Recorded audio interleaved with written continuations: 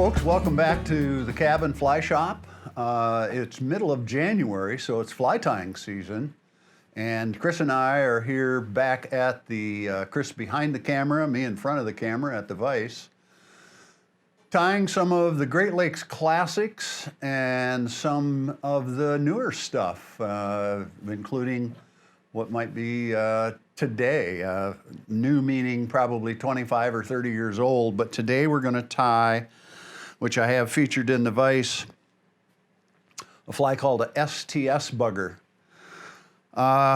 It's a spin on the classic woolly bugger that I came up with 25 or 30 years ago as a swing fly primarily for picky steelhead, so it's a relatively small fly. It's about 1.5 to 1.75 inches long. We also fish it in a variety of ways for steelhead. One method called drift fishing, another method float fishing underneath a float.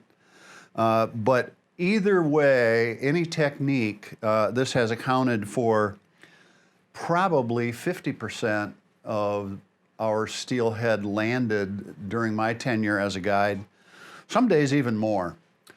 Simple fly, don't know exactly what it represents. Could be a swimming stonefly nymph. It could be a leech. Could be any number of things that look good and alive. Very simple tie.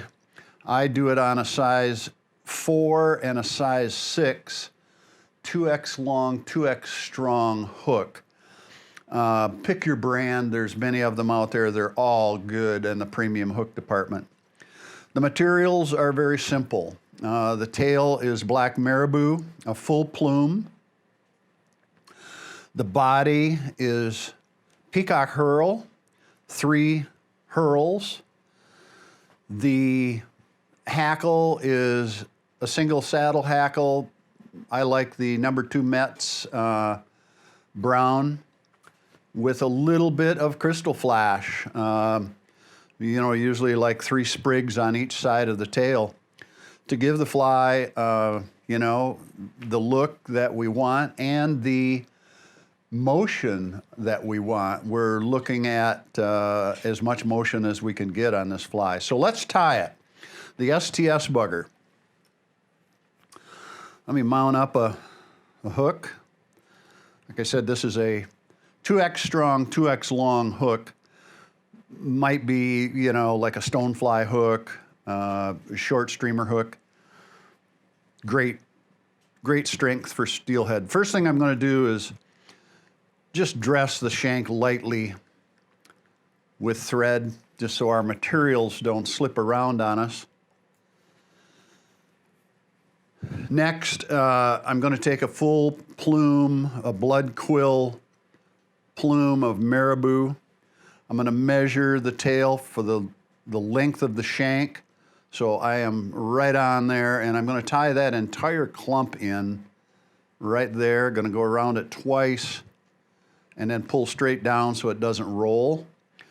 And then what I'm going to do is I'm going to use the rest of this stem to build the body on this fly. I like a nice fat body on this pattern.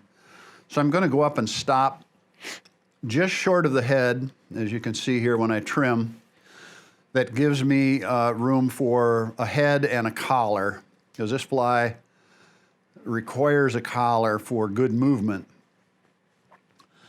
Next, I'm going to take 3 sprigs of this crystal flash, and I'm going to tie in 3 on each side of that marabou.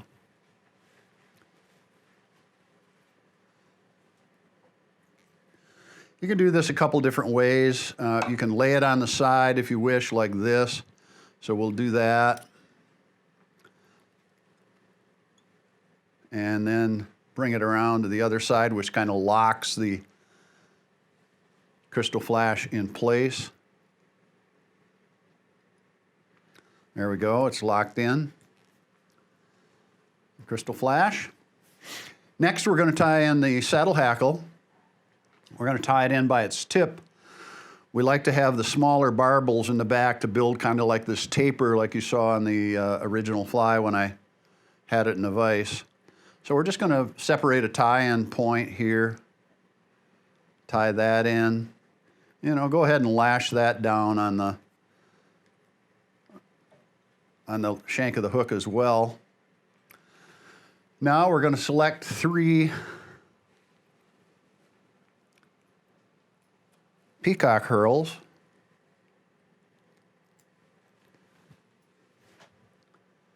Peacock herl stems are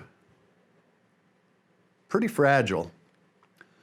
So I'm going to tie those again and use that as a body builder. Then I'm going to come back and pick up those 3 herls with the thread.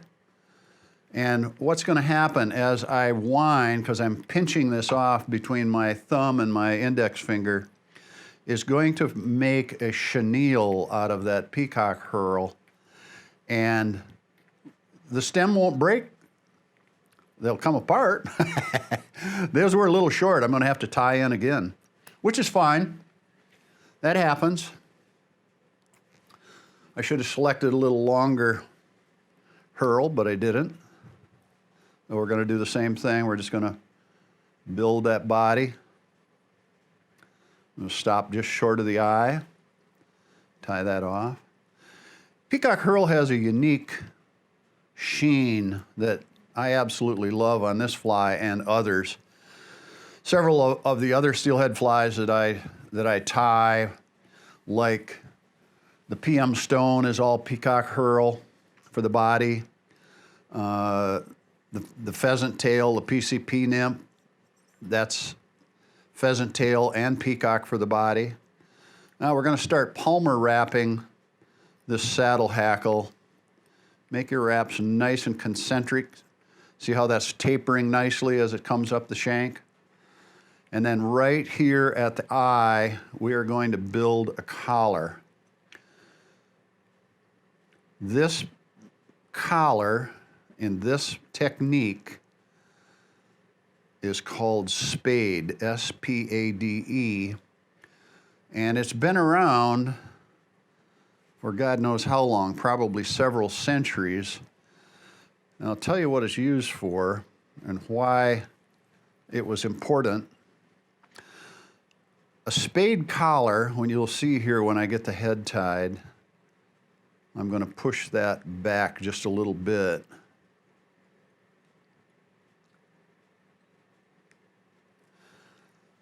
The collar forms this cone on the front of the fly.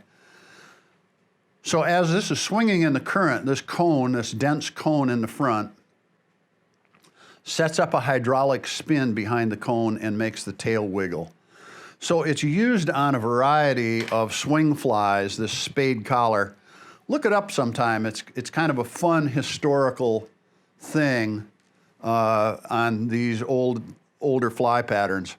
We're going to whip finish, and we're pretty much done with this fly called the STS Bugger. You can get more information at our website, SSOutdoors.com, and the video will give you everything you need, including materials to tie it with. Great fly. Fish it with confidence. It's an amazing fly for trout, salmon, and steelhead. Thanks for watching.